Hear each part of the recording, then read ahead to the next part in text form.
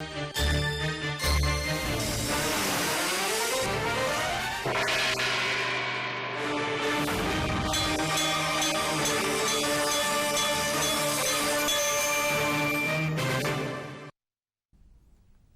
ఘంటారావానికి స్వాగతం. ముందుగా ప్రధాన అంశాలు. టిట్టిదే ఆస్తుల వేలంపై తుది నిర్ణయం తీసుకోలేదన్న చైర్మన్. వచ్చే సమావేశంలో సమీక్షిస్తామని వైవి సుబ్బారెడ్డి వెల్లడి. భూముల వేలం దైవద్రోహంగా అభివర్ణించిన రఘురామకృష్ణరాజు. దాతల మనోభావాలు దెబ్బతీయడమేనన్న వైకాపా ఎంపీ. ఏడాది పాలనలోనే 90% హామీలు నెరవేర్చామన్న సీఎం. మన పాలన మీ సూచన పేరుతో మేధోమథనం. 2 నెలల విరామం తర్వాత రాష్ట్రానికి చంద్రబాబు రాక. అమరావతిలో శ్రేణుల ఘన స్వాగతం.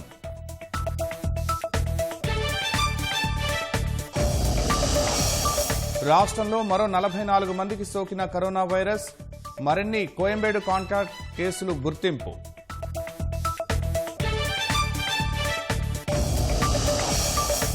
ఒక నేరాన్ని కప్పిపుచ్చేందుకు 9 మంది హత్య. వరంగల్ జిల్లా గొర్రెకుంట ఘటనలో నిందితుడి ఘాతుకం.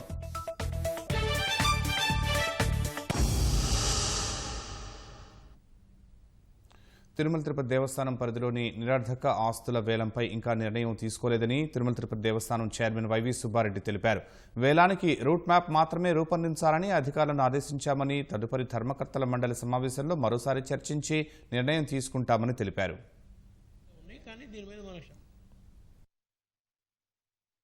నిజంగా టీటీడీ ఆస్తులు అమ్మదలుచుకుంటే మా ప్రభుత్వం కేవలం 1,53,00,000 విలువ గల భూములనే అమ్మాలా.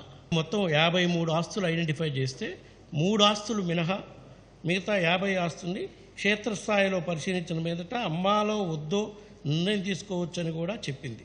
ఆ నిర్ణయాల మీద చదరవాడ కృష్ణమూర్తి గారు అధ్యక్షతన 2016 జనవరి 30న సంతకం చేయటం కూడా జరిగింది. ఆ సబ్ కమిటీలో సభ్యులుగా ఉన్న వాళ్ళు ఇప్పుడు ఎవరైతే బీజేపీ నాయకులు కూడా 2 రోజుల నుంచి కన్నా లక్ష్మీనారాయణ గారు కానీ ఐవీఆర్ కృష్ణారావు గారు కానీ అడుగుతున్నారు. వాళ్ళు కూడా ఒకసారి విచారించి వాస్తవాలు కనుక్కొనుంటే బాగుండేది. ఆ సబ్ కమిటీలో కూడా బీజేపీ సభ్యులు బ్రాణి ప్రకాష్ రెడ్డి, డిపి అనంత ఇచ్చిన రిపోర్టుకి బోర్డు ఆమోదం తెలిపి తీర్మానం చేయటం జరిగింది. వాళ్ళు తీర్మానం చేశారు, ఎట్టి పరిస్థితుల్లో వీటిని మనం మేనేజ్ చేయలేము, ఈ వాస్తవానికి కొంచెం ఇదిగానే ఉన్నాయి, కానీ దీని మీద మనం సమీక్ష చేద్దాం. ఒకవేళ యాక్షన్ వేయాలి అంటే ఏ విధంగా యాక్షన్లు వేయాలి, యాక్షన్ వేసే నిర్ణయం కూడా ఇంకా పూర్తి స్థాయిలో తీసుకోలేదు. భక్తుల మనోభావాలకు దెబ్బతినకుండా ఏ విధంగా చర్యలు తీసుకోవాలి, ఏ విధంగా అక్కడ పరిస్థితులు ఉన్నాయి ఏంది అని టీమ్స్ వేసి ఒకవేళ యాక్షన్ కండక్ట్ చేయాలంటే ఏమి చేయాలి, రోడ్ మ్యాప్ తయారు చేయమని మాత్రమే మా బోర్డులో నిర్ణయం తీసుకోవడం జరిగింది. రిపోర్ట్ టీమును అడిగాం, యాక్షన్ కండక్ట్ చేయమని మేము ఆర్డర్స్ ఇవ్వలేదు. అక్కడ ముందు వాస్తవ పరిస్థితులు తీసుకొని రండి, అవి వచ్చినాక నెక్స్ట్ బోర్డు మీటింగ్లో వీటి మీద సమీక్ష చేసి నిర్ణయం తీసుకోవాలి అని చెప్పి ఆలోచనతో ఆ కార్యక్రమం చేయటం జరిగింది.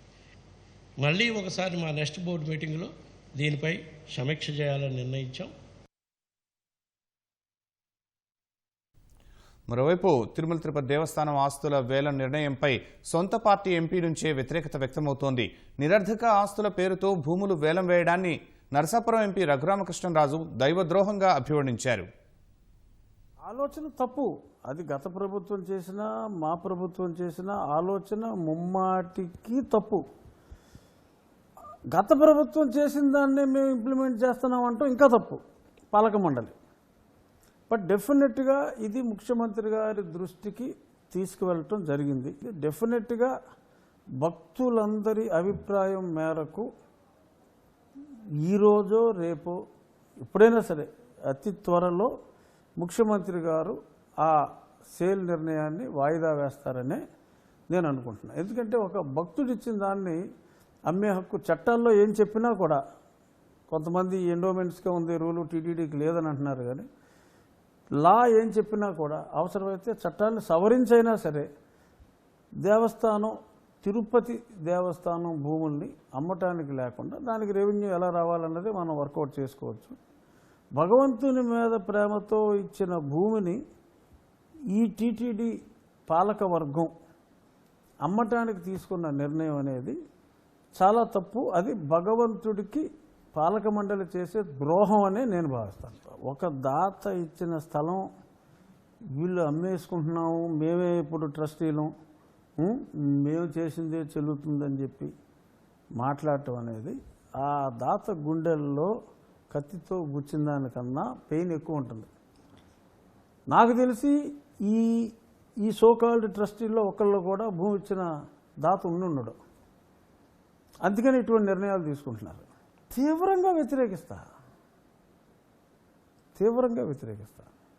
అట్రాషియస్, అన్యాయం. వెంకటేశ్వర స్వామి జోలికి వెళ్ళటం అన్న థాట్ రావటమే చాలా తప్పు. ఆశ్చర్యం ఏంటంటే మా సుబ్బారెడ్డి గారు చైర్మన్ అవ్వకముందు గతంలో తీసుకున్న డెసిషన్ని తీవ్రంగా ప్రతిఘటించారు. అది ఇప్పుడు సోషల్ మీడియాలో విశృంఖలంగా తిరుగుతుంది. కొన్ని లక్షల వ్యూస్ ఉన్నాయి దానికి. వెంకటేశ్వర స్వామి జోలికి వెళ్తే పుట్టగదులు ఉండవరా జాగ్రత్త అని చెప్పి ఆయన వార్నింగ్ ఇచ్చాడు సుబ్బారెడ్డి గారు. అది ఇప్పుడు సర్క్యులేట్ అవుతుంది. మరి అంత తీవ్రంగా ఖండించిన ఆయన మరి ఆ డెసిషన్ మరి ఎందుకు తీసుకోవాల్సి వచ్చిందో చాలా ఆశ్చర్యం. బట్ నెవర్దిలెస్ తప్పులు చేయటం అనేది మానవ సహజం. డెఫినెట్గా ఈరోజు కాకపోతే రేపైనా 100% ఆ డెసిషన్ని వెనక్కి తీసుకోవాలి. ఐఎమ్ గ్లాడ్ ఎక్కడో నార్త్ ఇండియాలో ఉన్న ఎంపీ రాకేష్ గారు దీని మీద ప్రతిస్పందించారంటాం సంతోషం. కానీ అట్ ది సేమ్ టైం మన సభ్యులు ఎవరో దీన్ని ఖండించలేదంటాం బాధాకరం. తిరుమల శ్రీవారి స్థిరాస్తుల విక్రయం అసంబద్ధమని తిరుమల తిరుపతి దేవస్థానం మాజీ ఈవో ఐవైఆర్ కృష్ణారావు ఆక్షేపించారు. వెంకన్న లడ్డూ ప్రసాదాన్ని బహిరంగ మార్కెట్లో విక్రయించడం దారుణమన్నారు. రియల్ ఎస్టేట్ రంగం పూర్తిగా డౌన్ అయిపోయింది అంటున్నారు. ఇప్పుడు ఎవడైనా కానీ తీసుకుపోయి ఆస్తులను వేలం పెడతారా? First point. రెండోది, తెలుగుదేశం ప్రభుత్వం సదావర్తి భూములను అమ్మినప్పుడు అంత గలభా చేసి అంత ఇష్యూ చేసిన ఈ రాజకీయ పార్టీ మేము అదే చేస్తాము, ఈ 74 నుంచి జరుగుతుంది, అర్థం లేని మాటలు. ఎక్కడెక్కడైతే ఉన్నాయో చిన్న చిన్న ఏరియాలు వాడుకోవచ్చు. ప్రతి చోట్ల ఓ డిప్యూటీఓ ఉంటాడు. ఢిల్లీలో ఓ డిప్యూటీఓ ఉన్నాడు, చెన్నైలో ఓ డిప్యూటీఓ ఉన్నాడు, అతని కింద స్టాఫ్. వాళ్ళ పనే ఇది. అక్కడ టెంపుల్తో పాటు ఈ ఉన్న ఆస్తులను 4 చోట్ల చూసుకోవటం. ఇచ్చేటప్పుడు తీసుకొని ఈరోజు చేతులు ఎత్తేసి నేను అమ్మేస్తామంటే అర్థం లేని ప్రక్రియగా నేను భావిస్తాను. నన్ను అడిగితే టీటీడీ బోర్డును మళ్ళా పునర్వ్యవస్థీకరించాలి. బిజినెస్ ఇంట్రెస్ట్, రాజకీయ ఇంట్రెస్ట్ వాళ్ళ ముందు బయటకు నెట్టిపారేయండి. తిరుమల తిరుపతి దేవస్థానం ఆస్తుల అమ్మకాలు నిలిపివేయాలంటూ రాజకీయ నేతలతో పాటు ఆధ్యాత్మికవేత్తలు నిరసనగళం వినిపిస్తున్నారు. కోట్లాది భక్తుల మనోభావాలతో ముడిపడి ఉన్న ఈ అంశాన్ని సత్వరం పరిష్కరించాలని స్వరూపానంద స్వామి ప్రభుత్వానికి సూచించారు. టీటీడీ ఆస్తుల విక్రయాలపై సర్వత్రా నిరసన వ్యక్తమవుతోంది. నిరర్థక ఆస్తుల పేరుతో శ్రీవారి ఆస్తుల అమ్మకాలు తగవంటూ పలువురు ఆగ్రహం చెందుతున్నారు. తిరుమల తిరుపతి దేవస్థానం ఆస్తుల అమ్మకాలను నిలిపివేయాలని బోర్డు ప్రత్యేక ఆహ్వానితుడు, రాజ్యసభ సభ్యుడు Rakesh Sinha TTD chairman YV సుబ్బారెడ్డికి ఆయన లేఖ రాశారు. బోర్డు నిర్ణయాన్ని పునః సమీక్షించాలని రాకేష్ సిన్హా కోరారు. The controversy erupted on the question of selling of some properties belonging to Balaji Tirupati. నేను శ్రీ సుబ్బారెడ్డికి నా గారు ఒక లేఖ రాశాను. మనుపటి నిర్ణయాసు సమీక్షల్ని నేను కోరుతున్నాను. నా సూచనను ఆయన శ్రద్ధ వహిస్తారని నేను ఆశిస్తున్నాను. జనార్దన పొడిన సెంటిమెంట్ ఈ లక్షణాలను విక్రయించడానికి వ్యతిరేకం. I demand the review of the decision. This decision was taken in 2016 TTD meeting when Chandrababu Naidu was the Chief Minister. Now this is the time the matter should be brought again for the discussion in the TTD board, and it should be re-examined and reviewed. Popular sentiment of devotees must be protected.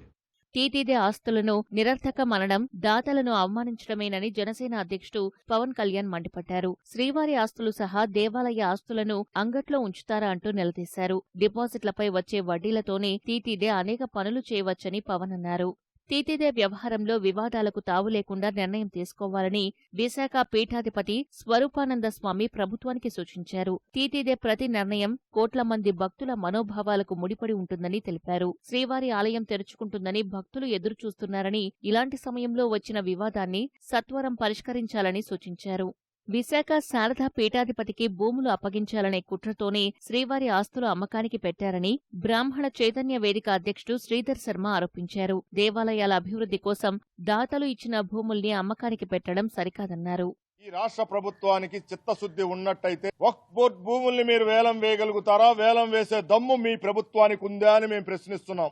Church ప్రాపర్టీలు ఉన్నాయి, ఆ చర్చిలకు సంబంధించిన ఆస్తుల్ని మీరు వేలం వేయగలుగుతారా అని చెప్పి ఈ రాష్ట్ర ప్రభుత్వాన్ని ప్రశ్నిస్తున్నాం. మీరు గనక మానుకోకపోతే బ్రాహ్మణ చైతన్య వేదిక ప్రపంచవ్యాప్తంగా ఉన్న కోటాను కోట్ల మంది వెంకటేశ్వర స్వామి భక్త బృందంతో ఉద్యమం చేస్తాం. టీటీడీ ఆస్తుల విక్రయంపై ఈ నెల 28న జరిగే ధర్మకర్తల మండలి సమావేశంలో ఓటింగ్ పెట్టాలని పాలక మండలి మాజీ సభ్యుడు భానుప్రకాష్ రెడ్డి డిమాండ్ చేశారు. భవిష్యత్తులోనూ టీటీడీ ఆస్తులు అమ్మకుండా చట్ట సవరణ చేయాలని డిమాండ్ చేశారు. మా ధర్మకర్తల మండలి 2 సంవత్సరాలు పూర్తయిన తర్వాత మళ్ళా పుట్ట సుధాకర్ యాదవ్ గారు ధర్మకర్తల మండలి వారు కూడా దీని మీద ఎటువంటి నిర్ణయం తీసుకోలేదు. కానీ మొన్న జరిగినటువంటి ధర్మకర్తల మండలిలో మీరు నిర్ణయం తీసుకుని భానుప్రకాష్ రెడ్డి ఆ రోజు ఉన్నాడు, తెలుగుదేశం పార్టీకి సంబంధించిన కొందరు ఉన్నారు, అందరి మీద పడి ఏడ్చే మీరు ఆ రోజు డిస్కషన్కి వచ్చినప్పుడు స్వామివారి భక్తులు మేము స్వామివారిని దర్శనం చేసుకున్న తర్వాతే ప్రమాణ స్వీకారం చేశామని చెప్పి పగల్బాలు పలుకుతున్నటువంటి వ్యక్తులు ఎందుకు ఫిబ్రవరిలో జరిగినటువంటి నిర్ణయం మీద మీరు దేవుడు డబ్బు దేవుడి సొత్తు అమ్మకూడదని చెప్పి మీరు ఎందుకు నిర్ణయం తీసుకోలేదు? భవిష్యత్తులో స్వామివారికి సంబంధించిన ఆస్తులు ఒక అంగుళం కూడా అమ్మేదానికి వీలు లేకుండా చట్టంలో కూడా మార్పులు తేవాలి. టీటీడీ ఆస్తుల అమ్మకంపై సినీ నటుడు మంచు మనోజ్ స్పందించారు. ఆస్తులు అమ్మమని దేవుడేమైనా చెప్పాడా అంటూ ట్వీట్ చేశారు. తిరుపతి వారిని కాబట్టే ఆపుకోలేక అడుగుతున్నానని మనోజ్ ట్వీట్లో తెలిపారు. శ్రీశైల దేవస్థానం ఆర్జిత సేవల దర్శనం టికెట్ల విక్రయాల్లో భారీ ఎత్తున అవినీతి జరిగింది. బ్యాంకుల తరపున టికెట్ కౌంటర్లో పనిచేసే పొరుగు సేవల సిబ్బంది గత 3 ఏళ్లలో ₹1,42,00,000 మేర కాజేసినట్లు అధికారులు గుర్తించారు. కంప్యూటర్ సాఫ్ట్వేర్ను దుర్వినియోగం చేసి మస్కా వేసినట్లు ప్రాథమికంగా గుర్తించారు. ఈ వ్యవహారంపై క్రిమినల్ కేసు నమోదు చేస్తున్నామని, దేవాదాయ శాఖ ఆధ్వర్యంలోనూ విచారణ జరుగుతోందని ఈవో తెలిపారు. భవిష్యత్తులో శాశ్వత ఉద్యోగులకు కౌంటర్ల బాధ్యతలు అప్పగిస్తున్నట్లు వివరించారు.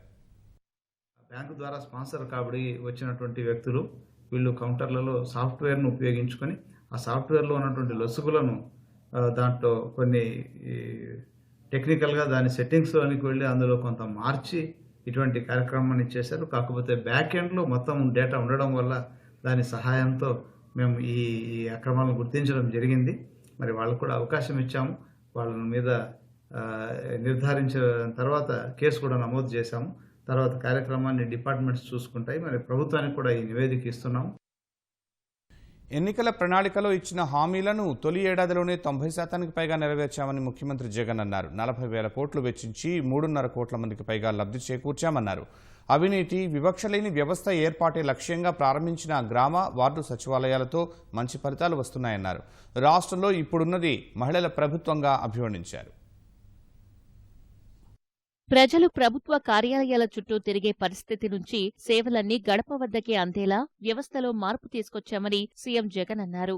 అధికారంలోకి వచ్చి ఏడాది పూర్తవుతున్న సందర్భంగా వివిధ వర్గాల నుంచి రాష్ట్ర ప్రభుత్వం సలహాలు, సూచనలు స్వీకరిస్తోంది. ఈ మేరకు మన పాలన మీ సూచన పేరిట విభాగాల వారీగా ఏర్పాటు చేసిన సదస్సులో సీఎం జగన్ పాల్గొన్నారు. ఏడాది కాలంలో చేపట్టిన అభివృద్ధి, సంక్షేమ పథకాలు మెరుగుపరిచేందుకు తీసుకోవాల్సిన చర్యల్లాంటి అంశాలపై మేధో మథనం నిర్వహించారు. తాడేపల్లి లోని క్యాంపు కార్యాలయంలో ఏర్పాటు చేసిన ఈ కార్యక్రమంలో సీఎస్ నీలం సాహ్ని, డీజీపీ గౌతమ్ సవాంగ్, సీఎంఓ, వివిధ విభాగాల ఉన్నతాధికారులు, నిపుణులు, లబ్ధిదారులు పాల్గొన్నారు.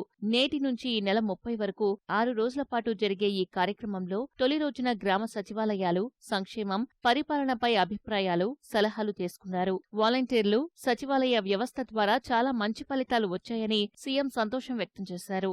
ఏడాది వ్యవధిలో 3,57,00,000 మందికి పైగా లబ్ధి చేకూర్చామన్నారు. జూన్ 2019 మన ప్రభుత్వం ఏర్పడింది. మే 30వ తారీఖున మనం ప్రమాణ స్వీకారం చేశాం. అంటే జూన్ నుంచి ఈ నెల 20వ తారీఖు దాకా చూసుకుంటే ఏకంగా ఎంతమందికి లబ్ధి జరిగింది అని చెప్పి చూస్తే ఏకంగా 3,57,51,612 మంది లబ్ధిదారులు. వీళ్ళ కోసం మనం ఖర్చు చేసింది ఎంత అంటే 40,139 కోట్ల రూపాయలు.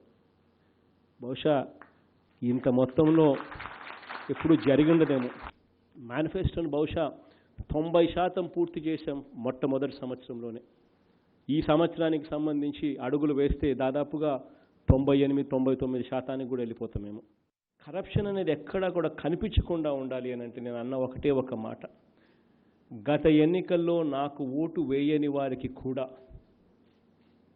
అర్హత ఉంటే వాళ్ళకు కూడా ఈ పథకాలు అందాలి అని. That is the first statement what I've made. బహుశా ఎప్పుడు జరగని విధంగా బెనిఫిషరీస్ లిస్టు మొత్తం పలాని పథకం పలాని వాళ్ళు బెనిఫిషరీస్ అని ప్రతి గ్రామ సెక్రటేరియట్లో డిస్ప్లే చేసేస్తున్నాం.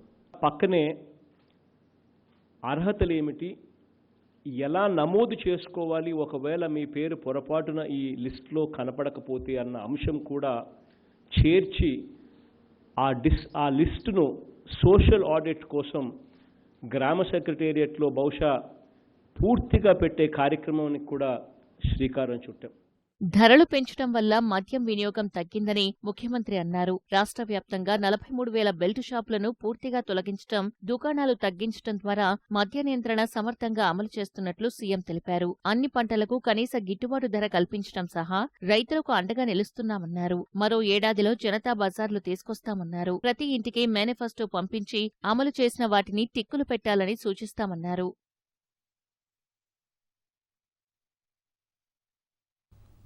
2 నెలల సుదీర్ఘ విరామం తర్వాత ప్రతిపక్ష నేత చంద్రబాబు కార్యకర్తల స్వాగతం నడుమ అమరావతిలో అడుగుపెట్టారు. లాక్డౌన్ వల్ల అనివార్యంగా హైదరాబాద్లో ఉండిపోయిన చంద్రబాబు లోకేష్తో కలిసి రోడ్డు మార్గంలో ఉండవల్లిలోని నివాసానికి చేరుకున్నారు.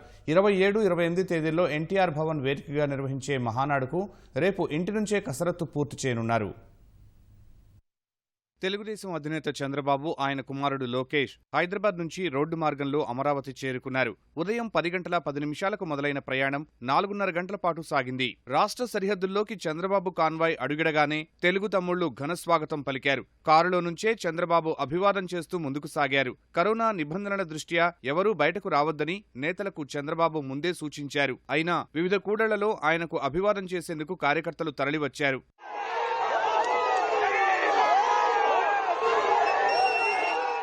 చంద్రబాబు కాన్వాయ్కు కరకట్ట వద్ద కార్యకర్తలతో పాటు అమరావతి రైతులు స్వాగతం పలికారు. భౌతిక దూరం పాటిస్తూ అభివాదం చేశారు.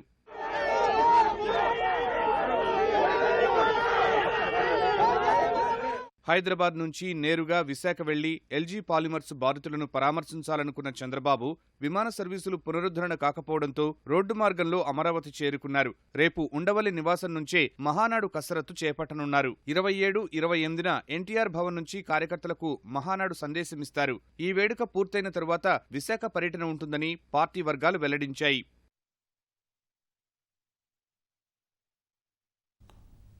చంద్రబాబు విశాఖ పర్యటన వాయిదాపై అధికార విపక్షాలు పరస్పర విమర్శలు గుప్పించుకున్నాయి. కావాలని అడ్డుకున్నారని తెదేపా ఆరోపించగా వైకాపా తోసిపుచ్చింది. స్వయాన్న కేంద్ర పౌర విమానయాన మంత్రి రాష్ట్ర ప్రభుత్వం ఆపమన్నది మేము ఆపామని చెప్పి ఆయన ట్వీట్ చేశారు. ఎందుకంటే సిగ్గేం కావాలండి ఈ ప్రభుత్వానికి? ఎందుకు భయపడతాడు మీరు? 2 నెలల తర్వాత ఆయన పరామర్శకు వస్తూ ఉంటే దిక్కుమాల సాగులు చెప్పి నిన్న సాయంకాలం ఎయిర్పోర్ట్ లో మేము చేయలేమని చెప్పి ఒక నాయకుడు నాపుతారా మీరు? రోడ్డు మార్గాన ఎందుకు వైజాగ్ పోలేకపోయినాడు? అక్కడ ఏదో విమానాశ్రయంలో వాళ్ళు క్లోజ్ చేస్తే విమానాశ్రయాలు వస్తా అంటే క్లోజ్ చేయించినటువంటి మాట మాట్లాడుతారు. ఈయన వైజాగ్లో అడుగు పెడితే భూకంపం వస్తుందని. ఏంది భూకంపం వచ్చేది? నీకెవరండి భయపడతారు? నువ్వు ఎటువంటి వ్యక్తివో ప్రజలకందరికీ తెలుసు కదా. రాష్ట్రంలో కరోనా కేసుల జోరు తగ్గడం లేదు. 10,240 మంది నమూనాలు పరీక్షించగా 44 మందికి వైరస్ సోకినట్లు నిర్ధారణ అయిందని వైద్యారోగ్య శాఖ వెల్లడించింది. కొత్త కేసుల్లో 7 కోయంబేడు కాంటాక్ట్ కేసులుగా అధికారులు గుర్తించారు. చిత్తూరు జిల్లాలో 5, నెల్లూరు జిల్లాలో 2కి కోయంబేడు ద్వారా వైరస్ సోకినట్లు చెప్పారు. వీటితో కలిపి మొత్తం కేసుల సంఖ్య 2,671కి చేరింది. ఈ మహమ్మారి నుంచి మరో 41 మంది కోలుకున్నారు. మొత్తంగా 1,848 మంది ఆసుపత్రుల నుంచి డిశ్చార్జి కాగా మరో 767 మంది చికిత్స పొందుతున్నారు. రాష్ట్రంలో కరోనాతో ఇప్పటివరకు 56 మంది మృతి చెందారు. దేశంలో కరోనా విశ్వరూపం చూపిస్తోంది. గత 24 గంటల్లో రికార్డు స్థాయిలో 6,997 మందికి కరోనా నిర్ధారణ అయింది. ఫలితంగా దేశంలో కేసుల సంఖ్య 141,264కి చేరింది. ప్రపంచవ్యాప్తంగా అత్యధిక కేసులు నమోదైన దేశాల్లో భారత్ 10వ స్థానంలో నిలిచింది. దేశంలో ఇప్పటివరకు 4,055 మంది మృతి చెందారు. 58,562 మంది కోలుకున్నారు. తమిళనాడులో రికార్డు స్థాయిలో 805 పాజిటివ్ కేసులు నమోదయ్యాయి. మొత్తం బాధితుల సంఖ్య 17,082కు చేరింది. మరో 7 ప్రాణాలు కోల్పోవడంతో మృతుల సంఖ్య 118కి పెరిగింది. ఇప్పటివరకు 8,731 మంది డిశ్చార్జ్ అయ్యారు. బాధితుల్లో 88% మందికి కరోనా లక్షణాలు లేవని, కేవలం 12% మందికే లక్షణాలు ఉన్నాయని తమిళనాడు ఆరోగ్య శాఖ మంత్రి విజయభాస్కర్ వెల్లడించారు. కర్ణాటకలో కొత్తగా 93 మందికి కరోనా నిర్ధారణ అయింది. మొత్తం కేసులు 2,182కి ఎగబాకాయి. వీరిలో 705 మందికి వ్యాధి నయమైంది. 44 మరణాలు సంభవించాయి. కేరళలో మరో 49 మంది కరోనా బారిన పడ్డారు. మొత్తం బాధితుల సంఖ్య 896కి చేరింది. వీరిలో 532 మంది కోలుకున్నారు. 359 మంది ఆసుపత్రిలో చికిత్స పొందుతున్నారు. ఢిల్లీలో కరోనా వైరస్ ఉధృతి కొనసాగుతోంది. కొత్తగా 635 మందికి కరోనా సోకగా మొత్తం కేసుల సంఖ్య 14,053కి ఎగబాకింది. 276 మంది కరోనా కాటుకు బలయ్యారు. 6,771 మంది వ్యాధి నుంచి పూర్తిగా కోలుకున్నారు.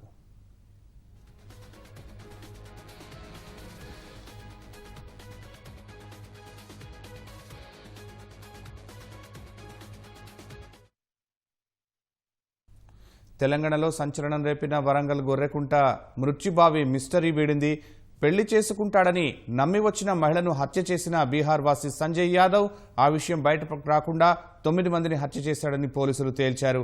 నిద్రమాత్రలతో మత్తులో ముంచి చంపి బావిలో పడేశాడు. తెలంగాణలో సంచలనం సృష్టించిన వరంగల్ జిల్లా గొర్రెకుంట బావి మృతుల కేసును పోలీసులు ఛేదించారు. హత్యకు గురైన కుటుంబానికి పరిచయస్తుడైన బీహార్కు చెందిన సంజయ్ కుమారే ఈ ఘాతకానికి పాల్పడినట్లు తేల్చారు. వరంగల్కు చెందిన మహమ్మద్ మక్సూద్కు సంజయ్ కుమార్ 6 ఏళ్ల క్రితం పరిచయమయ్యాడు. వీరిద్దరూ గోనె సంచుల తయారీ పరిశ్రమలో పనిచేసేవారు. మక్సూద్ భార్య నిషా ఆలం కుటుంబ సభ్యులతో పరిశ్రమ సమీపంలో ఉండేవారు. సంజయ్ ఒంటరిగా ఉండేవాడు. 5 ఏళ్ల క్రితం నిషా ఆలం సోదరి కుమార్తె రఫీకా బంగాల్ నుంచి వరంగల్కు ఉపాధి కోసం వచ్చారు. ఒంటరిగా ఉంటున్న సంజయ్ వద్ద రఫీకా డబ్బులు తీసుకుని భోజనం ఏర్పాటు చేసేది. ఈ క్రమంలో రఫీకా సంజయ్ మధ్య సాన్నిహిత్యం ఏర్పడింది. అనంతరం రఫీకాతో పాటు 2 కుమారులు కుమార్తె కలిసి సంజయ్ ఒకే ఇంట్లో ఉన్నారు. అందరూ ఒకే ఇంట్లో ఉండడంతో సంజయ్ రఫీకా కుమార్తెతోనూ సన్నిహితంగా ఉన్నాడు. తనను పెళ్లి చేసుకుంటారని చెప్పి కుమార్తెతో చనువుగా ఉండడం నచ్చని రఫీకా సంజయ్తో గొడవ పడింది. అయినప్పటికీ సంజయ్ ప్రవర్తనలో మార్పు రాకపోవడంతో పోలీసులకు ఫిర్యాదు చేస్తారని బెదిరించింది. రఫీకాను అడ్డు తొలగించుకోవాలని బంధువులతో పెళ్లి విషయాన్ని చర్చించేందుకు బంగాల్ వెళదామని నమ్మించి తీసుకువెళ్లి హత్య చేశాడు. నేను నిన్ను పెళ్లి చేసుకుంటానని చెప్పి రఫీకాని ఆయన మార్చి నెలలో ఈమెని తీసుకొని వెస్ట్ బెంగాల్కు వెళ్ళి వాళ్ళ పెద్దలతో మాట్లాడి పెళ్లి చేసుకుందామని ఆమెతో సంజాయించి 7వ తేదీన గరీబ్ రథ్ ఎక్స్ప్రెస్లో ఇద్దరు కలిసి ఇక్కడి నుంచి వరంగల్ నుంచి బయలుదేరడం జరిగింది. సంజయ్ కుమార్ యాదవ్ ఈమె పాపని చేసుకోవడానికి నాకు అడ్డుపడుతుందనే ఉద్దేశంతో ఒక ప్రీ ప్లాన్తో ఆ రోజు రాత్రి మజ్జిగ ప్యాకెట్ తీసుకొని ఆ మజ్జిగ ప్యాకెట్లో నిద్ర మాత్రలు వేసి రఫీకా పడుకున్న తర్వాత అరౌండ్ 3 o'clock ఎర్లీ మార్నింగ్ 3 o'clockకి ఆమె యొక్క చున్నీతో మెడకి బిగింపజేసి అతను ఆమెని ట్రైన్లోంచి చనిపోయిందని చెప్పిన తర్వాత ట్రైన్ నుంచి బయటికి తోయడం జరిగింది. రఫీకా చనిపోయిందని నిర్ధారించుకున్నాక వరంగల్ వచ్చిన సంజయ్ రఫీకా బంగాల్లోని బంధువుల ఇంటికి వెళ్లిందని ఆమె పిల్లలను నమ్మించాడు. రఫీకా బంధువుల ఇంట్లో లేదని తెలిసిన తర్వాత మక్సూద్ భార్య నిషా ఆలం సంజయ్ను గట్టిగా నిలదీసింది. పోలీసులకు ఫిర్యాదు చేస్తానని బెదిరించింది. దీంతో మక్సూద్ భార్య నిషాను రఫీకా తరహాలోనే హతమార్చాలని పథకం పన్నాడు. ఇందుకు నిషా కుమారుడు షాబాజ్ పుట్టినరోజు వేడుకనే ఎంచుకున్నాడు. పథకం ప్రకారం 18 నిద్రమాత్రలు కొనుగోలు చేసిన సంజయ్ పుట్టినరోజు వంటకాల్లో నిద్రమాత్రలు కలిపాడు. అది తిని మత్తులోకి జారుకోగానే అందరినీ బావిలో పడేశాడు. పక్క గదిలోనే ఉంటున్న బీహారీ యువకులు పసిగడతారని భావించి వారిని సంజయ్ చంపేశాడు. ఈ మక్సూద్ యొక్క పెద్ద కొడుకు అనేటువంటి షాబాజ్ ఆయన పుట్టినరోజు ఉండింది. అది కలిసి వస్తుందని చెప్పి ప్లాన్ చేసుకొని 18వ తేదీ రోజున ఈ సంజయ్ కుమార్ యాదవ్ ఈ స్లీపింగ్ పిల్స్ తీసుకోవడం జరిగింది. 20th రోజు ఆయన ఇంటి నుంచి అబౌట్ 6:30, 6:40కి ఇంటి నుంచి బయలుదేరి సైకిల్ పైన వాళ్ళ ఇంటికి చేరినాడు. వాళ్ళందరూ కూడా కూర్చుని మాట్లాడుకునే క్రమంలో ఈ వంట వండినటువంటి పాత్రలోకి వీడు లోపలికి వెళ్ళి అవన్నీ ఒక కుప్పల్లాగా, ఒక 50-60 టాబ్లెట్స్ కుప్పల్లాగా పొట్లంలో పెట్టుకొని వాటిని ఆ ఫుడ్లో, వాళ్ళు తినే ఫుడ్లో, మక్సూద్ ఇంట్లో ఫుడ్లో కలిపేయడం జరిగింది. దాని తర్వాత అదే ప్రెమిసెస్లో ఇంకొక 2 పిల్లలు కూడా, బీహార్ రాష్ట్రానికి చెందినటువంటి ఇంకొక 2 పిల్లలు, శ్రీరామ్ తర్వాత శ్యామ్, ఇద్దరు కూడా అదే ప్రెమిసెస్లో మిద్దె పైన రూమ్లో నివాసం చేస్తున్నారు. అయితే నేను వీళ్ళని చేసిన క్రమంలో నేను ఉన్నది గమనించారు కాబట్టి వాళ్ళు రేపు నాకు ఎవిడెన్స్ ఇస్తారనే ఉద్దేశంతో వాడు అక్కడికి కూడా వెళ్ళి వాళ్ళ కూడా ఫుడ్లో ఈ స్లీపింగ్ పిల్స్ ని కలపడం జరిగింది. ఉన్నటువంటి ఆఫీస్ రూమ్లో షకీల్ అనేవాడు కూడా అక్కడికి వెళ్ళాడు ఆ రోజు. సో ఈ విధంగా ఈ 2 రూమ్లలో ప్లస్ మా ఆఫీస్లో పైన శ్రీరామ్ అని తర్వాత శ్యామ్ కుమార్ అని చెప్పి వాళ్ళిద్దరు బీహారీ వాళ్ళు. ఈ విధంగా మొత్తం అక్కడ వాళ్ళంతా కూడా 9 మంది ఉన్నారు, వీడితో పాటు 10 మంది. సో వీడు రాత్రిపూట వీడు వేసినటువంటి స్లీపింగ్ పిల్స్కి వాళ్ళందరూ కూడా బాగా నిద్రపోయారు, అంత మత్తులాగా అయిపోయింది. దాన్ని అదనుగా తీసుకొని వీడు ఒక్కొక్కరిని గోనె సంచి పైన వాళ్ళని పెట్టి ఒక్కడే మెల్లమెల్లగా అందరినీ కూడా, ఈ కింద ఉన్న వాళ్ళందరినీ కూడా బావిలో వేయడం జరిగింది. ఈ విధంగా వాడు 9 మందిని కూడా ఒకరి తర్వాత ఒకటి 12:30కు స్టార్ట్ చేసి 5 గంటల వరకు ఒక్కొక్కరిని మెల్లమెల్లగా చేసి 5 AM వరకు వాడు అందరినీ కూడా బావిలో వేయడం జరిగింది.